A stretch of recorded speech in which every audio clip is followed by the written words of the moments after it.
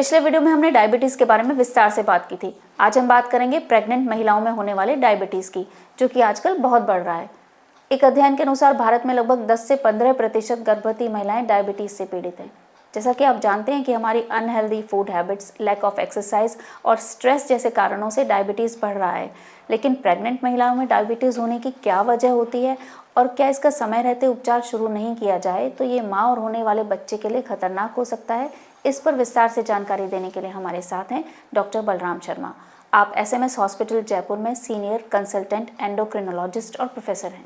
नमस्कार sir, यूडेमो network में आपका बहुत बहुत स्वागत है। नमस्कार सर, जैसे कि हमने बात की थी कि पहले कि हम एक प्रेगनेंसी में होने वाले डायबिटीज़ पर अलग से बात करेंगे, तो हम ये जानना चाहेंगे कि आप बताएं कि जेस्टेशनल डायबिटीज़ क्या होता है। जी, तो हम लोग इसको मोटे तौर पे बात करते हैं कि गर्भावस्था के दौरान जो डायबिटीज़ है, अब ये दो स्थिति में डायबिटीज़ हो सकती है। पहला, जो डायबिटिक पेशेंट्स हैं ऑलरेडी वो प्रेग्नेंट हो गई है, जैसे कि टाइप 1 डायबिटीज़ या टाइप 2 डायबिटीज़ हम लोग जो पहले बात कर चुके हैं, उनमें से जो भी पेशेंट थी वो अब प्रेग्नेंट हो गई है। दूसरा, पहले पेशेंट नॉन डायबिटिक था, उसको पहले डायबिटीज़ नहीं थी, लेकिन अब गर्भावस्था हुई और उसके बाद में उसको डायबिटीज़ हो गई है।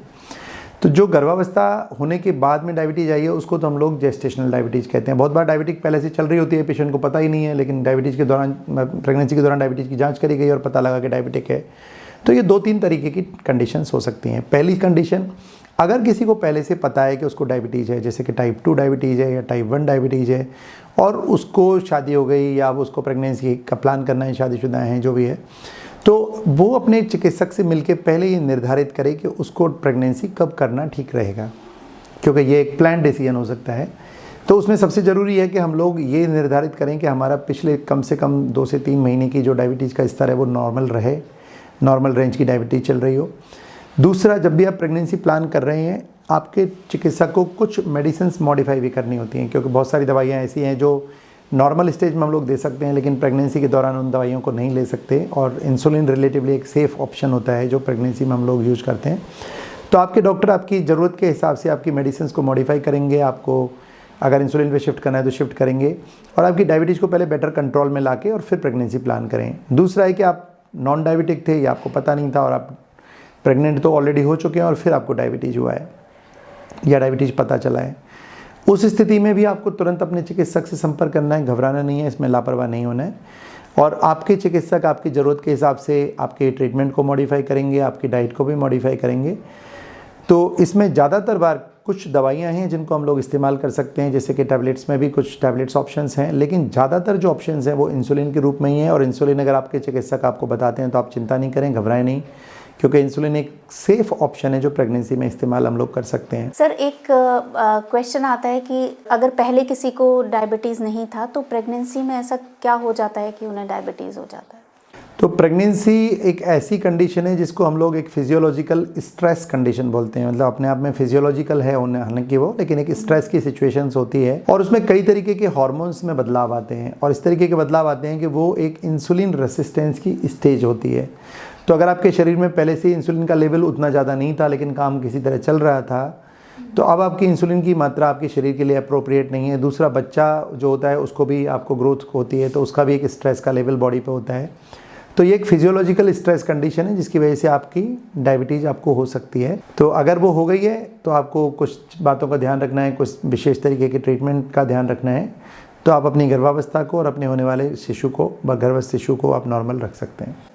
सर, तो सबसे पहले जैसे इसकी स्क्रीनिंग की बात आती है, तो वो स्क्रीनिंग सबसे पहले कब होती है? अगर आपको डायबिटीज़ नहीं है तब भी आपको ये स्क्रीन करना ज़रूरी है। आपको जब भी आप पहली बार डॉक्टर के पास जाते हो तो वो आपकी शुगर की जांच कराता है। बहुत बार ऐसा भी होता है कि फर्स्ट ट्राइमेस्टर में, मतलब जो पहला तिमाही है उसमें आपको डायबिटीज़ नहीं है, लेकिन बाद वाले जो सेकंड ट्राइमेस्टर आता है, पर्टिकुलरली जो 24 से 26 सप्ताह का या 28 सप्ताह का जो ड्यूरेशन होता है, उस टाइम पे भी डायबिटीज़ बाद में आ जाती है। तो आप जब भी अपने चिकित्सक के पास जाएं तो उसको ये रिक्वेस्ट करें, और चिकित्सक भी ये ध्यान रखते हैं कि हम लोग डायबिटीज़ की जांच हर बार आपकी जो वो है, कम से कम एक ट्राइमेस्टर में एक बार तो आपकी शुगर की जांच होनी चाहिए। और जैसे हमने बताया कि अगर पहले से डायबिटीज़ है तो आपकी डायबिटीज़ को नियंत्रित करें, फिर प्रेगनेंसी प्लान करें। तो आपको जांच तो आपको बार बार करानी ज़रूरी है। उसके कई प्रकार हैं, कई जैसे रैंडम भी डायबिटीज़ जांच करते हैं, लेकिन ज़्यादातर बार हम लोग ग्लूकोज पी के और जांच करते हैं, तो जिसको OGTT हम लोग टेस्ट बोलते हैं।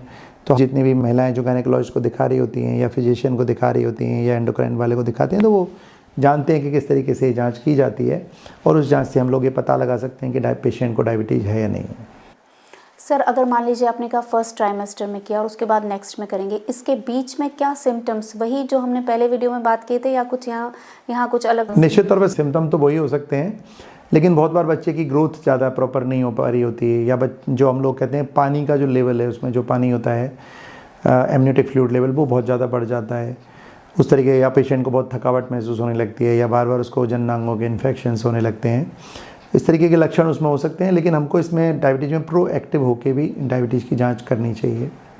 सर, जैसे अभी आपने बताया कि प्रोएक्टिव होने की ज़रूरत है, तो अगर किसी ने ध्यान नहीं दिया और अगर मान लीजिए पता चल भी गया और वो उतना फिर इस बारे में बहुत ज़्यादा केयरफुली उसको हैंडल नहीं किया उन्होंने सिचुएशन को, तो क्या कॉम्प्लिकेशंस हो सकते हैं? जी, तो जैसे हम लोग बात कर चुके हैं कि महिला पे भी कॉम्प्लिकेशंस हो सकते हैं और गर्भस्थ जो शिशु है उस पे भी हो सकते हैं और बच्चा होने के बाद में भी हो सकते हैं। तो मोटे तौर पर हम लोग 2 चीज़ों में बांट सकते हैं, मैटरनल कॉम्प्लिकेशन और जो फीटस कॉम्प्लिकेशन है, या जो होने वाला बच्चा न्यूबॉर्न, तो उसके कॉम्प्लिकेशंस हैं। तो अगर मैटरनल कॉम्प्लिकेशंस की बात करी जाए तो जैसे हम लोग बात कर रहे थे, पॉलीहाइड्रोमनियस हो सकता है, उसको इस तरीके की स्थिति में ब्लड प्रेशर बढ़ सकता है, पेशेंट प्री एक्लेम्शिया या एक्लेम्शिया में कॉमनली जा सकती है, पेशेंट का वेट उतना ज़्यादा नहीं बढ़ता है इसमें जितना नॉर्मली बढ़ना चाहिए, और इन्फेक्शंस की रिस्क बढ़ सकती है, सीजेरियन की सर्जरी है उसके चांसेस बहुत ज़्यादा बढ़ सकते हैं। तो इस तरीके की कई प्रॉब्लम्स महिला को हो सकते हैं। अब बात आती है बच्चे को होने वाले कॉम्प्लिकेशंस। तो अगर गर्भस्थ शिशु है तो गर्भस्थ शिशु की जो ग्रोथ है वो इस पर नेगेटिवली इम्पैक्ट हो सकती है। अगर डायबिटीज़ अनकंट्रोल्ड है तो वो वाला जो ग्लूकोज लेवल है, हाई ग्लूकोज लेवल, वो बच्चे के अंदर भी जा रहा होता है, और बच्चे का इंसुलिन जो लेवल है, चूँकि उसका पेनक्रियास तो नॉर्मल है तो वो इंसुलिन बहुत ज़्यादा सीक्रेट करता है, और इंसुलिन एक ग्रोथ हार्मोन की तरह भी काम करता है, मतलब ग्रोथ का हार्मोन भी है, पॉजिटिव एनाबॉलिक हार्मोन भी है। तो उस शिशु का जो वजन है वो ज़रूरत से ज़्यादा बढ़ सकता है, जिसको हम लोग मैक्रोसोमिया कहते हैं। तो नॉर्मल हम लोग जैसे शिशु की बात करते हैं कि 2.8 से 3 किलो के आसपास का हमारे देश में एक नॉर्मल बच्चा कहलाता है, लेकिन इसमें 4-4.5 किलो से ज़्यादा का बच्चा भी हो सकता है, जिसका नॉर्मल डिलीवरी होना ही इम्पॉसिबल हो जाता है, और उसको केवल सीजेरियन से ही आप बच्चे को जन्म उसका हो सकता है। दूसरा, इस तरीके के बच्चों में जो पैदा होते ही तुरंत जो ग्रोथ है वो प्रॉब्लम कर सकती है, उसकी सांस की दिक्कत हो सकती है। कई बार बच्चों में जन्म लेने के तुरंत बाद में उनकी मृत्यु होने की संभावनाएं बहुत ज़्यादा होती हैं। जन्म लेने के बाद में उनके शुगर लो होने की चांसेस बहुत ज़्यादा होते हैं। जैसे बच्चा है उस टाइम पे तो उसके इंसुलिन लेवल बहुत ज़्यादा बढ़े हुए हैं, लेकिन बाहर आया और उसके अगर ग्लूकोज लेवल मेंटेन नहीं करेंगे तो उसको हाइपोग्लाइसीमिया में बच्चा जा सकता है। बच्चों में होने वाले रेस्पिरेटरी इन्फेक्शंस बहुत कॉमन हो सकते हैं इसमें, और कई तरीके के इन्फेक्शंस हो सकते हैं। बर्थ के दौरान जो ट्रॉमा है बच्चे में उसके चांसेस काफ़ी ज़्यादा हो सकते हैं, और साथ में कॉन्जेनाइटल एनोमली, कई तरीके की इनमें कॉन्जेनाइटल प्रॉब्लम्स भी हो सकती हैं, जो डेवलपमेंटल इश्यूज़ हैं, डेवलपमेंटल डिले हो सकते हैं, डेवलपमेंट के प्रॉब्लम्स भी हो सकते हैं। तो ओवरऑल जो प्रेगनेंसी में डायबिटीज़ है वो माँ को और गर्भस्थ शिशु को कई तरीके की प्रॉब्लम्स में ले जा सकता है। दूसरा, ऐसे बच्चे जिनकी माँ को डायबिटीज़ है अनकंट्रोल्ड और वो पैदा हुआ तो बाद में उनमें मोटापे की संभावनाएं भी कई गुना ज़्यादा पाई जाती हैं, और आने वाले समय में वो भी डायबिटीज़ के रिस्क पे जा सकते हैं, तुरंत नहीं लेकिन अपने होने वाले एडल्ट लाइफ में। तो इस तरीके के कई कॉम्प्लिकेशंस डायबिटीज़ ड्यूरिंग प्रेगनेंसी ले कर सकते हैं। तो सर, फिर इसका ट्रीटमेंट का भी आप वैसे शॉर्ट में तो बता चुके हैं, बट एक बार थोड़ा सा। जी, तो हम लोग डायबिटीज़ में ट्रीटमेंट की बात वही, इसमें भी वही पैरामीटर्स काम करते हैं, जैसे कि फिजिकली एक्टिविटी। अगर गायनिकोलॉजिस्ट आपको अलाउ करता है और आपको सेफ़ है अगर वॉक करना, तो आपको वॉक करना चाहिए, अपना वजन नियंत्रित रखना चाहिए। खान पीन इसमें आपको संतुलित आहार बहुत ज़रूरी है, लेकिन न्यूट्रिशियस ज़रूरी है, क्योंकि न्यूट्रिशियस डाइट प्रेगनेंसी में बहुत इंपॉर्टेंट है, माँ के लिए भी और होने वाले जो गर्भस्थ शिशु है उसकी प्रॉपर ग्रोथ के लिए भी। तो रेस्ट्रिक्शन का मतलब मीठे की, तले हुए के, जंक फूड की, फास्ट फूड्स की, रिफाइंड फूड की तो रेस्ट्रिक्शन है, लेकिन न्यूट्रिशियस डाइट बहुत ज़रूरी है। और अपने डॉक्टर से, डाइटिशियन से मिलकर आप अपने लिए एक टेलर मेड आपका डाइटरी प्लान आप तैयार करा सकते हैं, जिससे आपकी डाइट एक न्यूट्रिशियस और बैलेंस डाइट रहे। रही बात ट्रीटमेंट की, तो ट्रीटमेंट में कुछ मेडिसिन के रूप में दे सकते हैं, लेकिन ज़्यादातर बार इंसुलिन ही इसमें सेफ़ है। तो अगर आपका चिकित्सक आपको इंसुलिन देते हैं तो चिंता नहीं करें, लेकिन इसमें डायबिटीज़ कंट्रोल बड़ा स्ट्रिक्ट रखना होता है। जैसे एक नॉर्मल पेशेंट के लिए जो डायबिटीज़ के टारगेट्स हैं, प्रेगनेंसी में डायबिटीज़ के टारगेट्स बहुत स्ट्रिक्ट हैं। तो अगर प्रेग्नेंट है लेडी तो उसको जो फास्टिंग ब्लड ग्लूकोज का टारगेट है वो हम लोग कहते हैं कि 92 के नीचे रहना चाहिए, जबकि नॉर्मल पेशेंट में 130 तक भी एक्सेप्टेड है। इसी तरह खाना खाने के बाद वाला या रैंडम जो टारगेट्स हैं वो अगर हम लोग 1 घंटे पे देखते हैं तो 140 के नीचे होना चाहिए, और अगर 2 घंटे पे देखते हैं तो 120 के नीचे होना चाहिए। तो रिलेटिवली इसमें स्ट्रिक्टर टारगेट्स की ज़रूरत होती है इन कंपैरिजन जो नॉर्मल डायबिटिक पेशेंट है। लेकिन ऐसा जो डायबिटीज़ का जो ड्यूरेशन है, जो स्ट्रिक्टनेस है, वो 9 महीने के लिए रखना होता है जब तक वो प्रेग्नेंट है। प्रेगनेंसी होने के बाद में जो केवल जेस्टेशनल डायबिटीज़ हुआ था वो रिकवर कर जाते हैं और वो डायबिटीज़ से भी मुक्त हो जाते हैं। लेकिन उनको भी अपनी लाइफस्टाइल अच्छी रखनी ज़रूरी है, नहीं तो उनको वापस जेस्टेशनल डायबिटीज़ होने की, मतलब अगली प्रेगनेंसी में फिर डायबिटीज़ होने की संभावना रहती है, या उनमें टाइप 2 होने के चांसेस भी ज़्यादा होते हैं। लेकिन अगर आपने ध्यान रखा है प्रेगनेंसी ओवर होने के बाद में, तो आप इंसुलिन से भी मुक्ति मिल जाती है, टैबलेट से भी मुक्ति मिल जाती है और होने वाले रिस्क को भी आप घटा सकते हैं। सर पहले भी हम कुछ इसी तरह की बात कर चुके हैं। यहाँ पे एक बात आती है कि जैसे प्रेगनेंसी में महिलाओं को कुछ अलग अलग तरह की क्रेविंग्स होती हैं। अब किसी को डायबिटीज़ है और साथ में उसे मीठे की क्रेविंग हो, उसके साथ में अगर वो इतना अवेयर नहीं है, जैसे अभी आपने कहा कि इसके लिए इसमें बहुत स्ट्रिक्ट होना ज़रूरी है, जैसे कि वो और जो बीमारियों में लापरवाही करते हैं, अगर वो लापरवाही करती है तो फिर क्या कॉम्प्लिकेशन हो सकते हैं?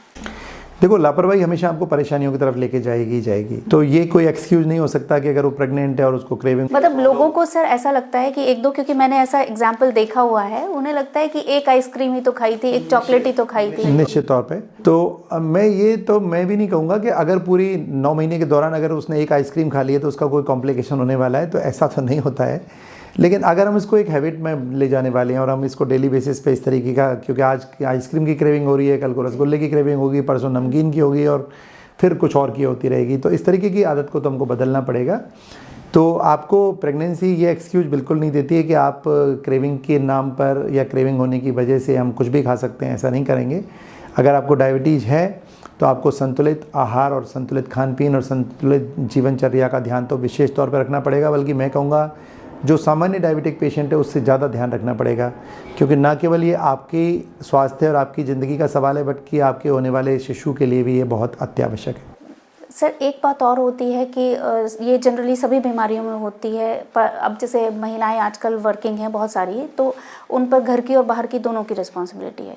तो ऐसे में बहुत बार वो अपना जो मेडिकेशंस हैं उनको प्रॉपरली नहीं ले पाती। वो ले तो रही हैं, वो अवेयर भी हैं कि हाँ उन्हें लेने की ज़रूरत है, वो लापरवाह नहीं है, बट वो उनसे मिस हो जाती हैं, तो इससे भी दिक्कतें हो सकती हैं। निश्चित तौर पे अगर हम अपनी जो निर्धारित मेडिसिन है या निर्धारित इंसुलिन है, अगर हम लोग किसी भी वजह से उसको भूल जाते हैं, चाहे वो काम का प्रेशर हो या घर का प्रेशर हो, तो वो आपको परेशानी तो करेगा।